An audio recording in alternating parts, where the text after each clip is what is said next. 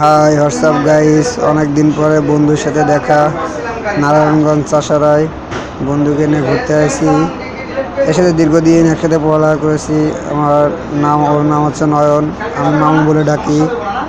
Narayanganj Chashara rail স্টেশনে ঘুরছিলাম, ভালো লাগছে। অনেক দিন পরে, দীর্ঘদিন পরে দেখা। আসলে বলার মতো না, দুই বন্ধু একসাথে অনেক দিন পরে হয়েছি।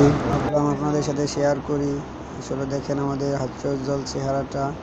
এই যে নয়ন, আমার মামু, সেও চাকরি করে চাষারায়।